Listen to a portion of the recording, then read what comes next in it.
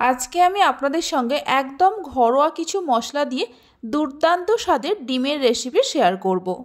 এইভাবে বানালে রুটি, পরোটা, লুচি, পোলাও, ফ্রাইড রাইস যে কোনো কিছুর সঙ্গে খেতে ভীষণ ভালো লাগে।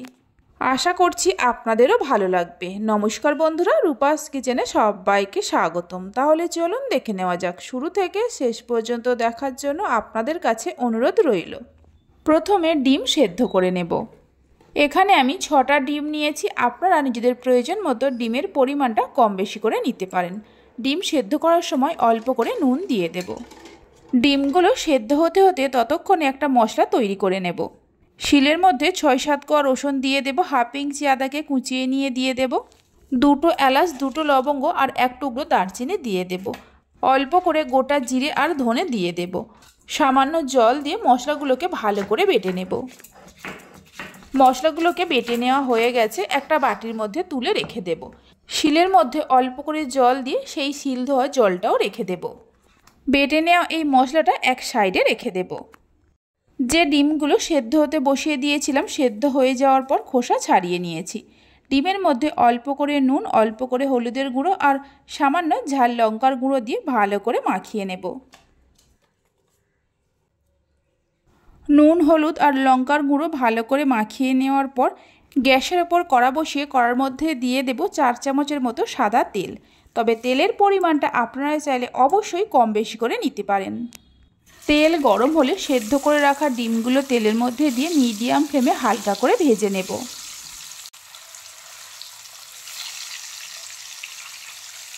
ডিমগুলোকে হালকা করে ভেজে নেওয়া হয়ে গেছে। এর থেকে আর বেশি ভাজবো না। এবার তুলে নিয়ে রেখে দেব। ডিমগুলো তুলে নেওয়ার পর ওই তেলের মধ্যে দিয়ে দেব 2টো মিডিয়াম সাইজের পেঁয়াজকে কুচিয়ে নিয়ে। পেঁয়াজ দেওয়ার পর অল্প করে গোটা জিরে দিয়ে দেব। এবার হালকা করে পেঁয়াজটাকে ভেজে নেব। মিনিট 2-3 সময় ধরে ভেজে নেওয়ার পর এর মধ্যে দিয়ে দেব শিলের মধ্যে যে মশলাটা বেটে রেখেছিলাম। মশলাটা দেওয়ার পর আরও কিছুক্ষণ সময় ধরে ভেজে নেব বা কষিয়ে নেব, যতক্ষণ না মশলার কাঁচা গন্ধটা যায়। মিডিয়াম ফ্লেমে 3-4 মিনিট সময় ধরে কষিয়ে নিয়েছিলাম। মশলার কাঁচা গন্ধটা চলে গেছে। এই সময় দিয়ে দেব একটা মিডিয়াম সাইজের টমেটোকে কেটে নিয়ে আর 3-4টে কাঁচা লঙ্কাকে 2 টুকরো করে নিয়ে 1 চামচে 3 ভাগের 1 ভাগ হলুদের গুঁড়ো দিয়ে দেব আর অল্প করে ঝাল লঙ্কার গুঁড়ো দিয়ে দেব। ঝাল আপনারা যেমন খাবেন সেই মতো কাঁচা লঙ্কা আর ঝাল লঙ্কার গুঁড়োটা দেবেন। সব কিছুকে মিশিয়ে নেওয়ার পর অল্প করে জল দিয়ে দেব। জলটা দেওয়ার পর আরও কিছুক্ষণ সময় ধরে মশলা ভালো করে কষিয়ে নেব। অবশ্যই মশলাটাকে খুব ভালো করে কষাতে হবে, তা না হলে তরকারির স্বাদ খুব একটা ভালো হবে না। প্রায় 5-6 মিনিট সময় ধরে মশলা কষিয়ে নিয়েছিলাম। দেখুন মশলা খুব ভালোভাবে কষিয়ে নেওয়া হয়ে গেছে। মশলা ভালো করে কষিয়ে নেওয়ার পর স্বাদ মতো নুন দিয়ে দেব আর সামান্য চিনি দিয়ে দেব। নুন আর চিনিটা মশলার সঙ্গে মিশিয়ে নেওয়ার পর ভেজে রাখা ডিমগুলো দিয়ে দেব। ডিমগুলো দেওয়ার পর মশলার সঙ্গে 1 মিনিটের মতো কষিয়ে নেব। এইভাবে একবার ডিমের রেসিপিটা বানিয়ে দেখতে পারেন, খেতে অসম্ভব ভালো হয়। বাড়িতে বানালে খেয়ে কেমন লাগলো অবশ্যই আমাকে কমেন্ট করে জানাবেন। মশলার সঙ্গে ডিমগুলোকে কষিয়ে নেওয়ার পর পরিমাণ মতো হালকা গরম জল দিয়ে দেব। জলটা দেওয়ার পর মিশিয়ে নিয়ে গ্যাসের ফ্লেমটা হাইতে করে ঝোলটা ফোটা পর্যন্ত অপেক্ষা করব।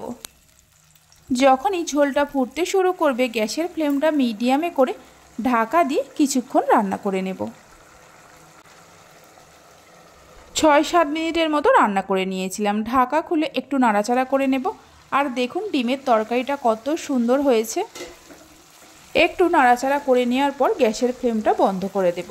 দারুণ স্বাদের ডিমের রেসিপিটা আমাদের তৈরি হয়ে গেছে। রেসিপি ভালো লেগে থাকলে অবশ্যই একটা লাইক করবেন, বন্ধুদের সঙ্গে শেয়ার করবেন। ভালো লাগলে চ্যানেলটি সাবস্ক্রাইব করে পাশে থাকা বেল আইকনটি প্রেস করবেন নতুন রেসিপির আপডেট পাওয়ার জন্য। তাহলে চলুন ভিডিওটা আমি এখানেই শেষ করছি। আপনারা সবাই ভালো থাকবেন, সুস্থ থাকবেন। ধন্যবাদ।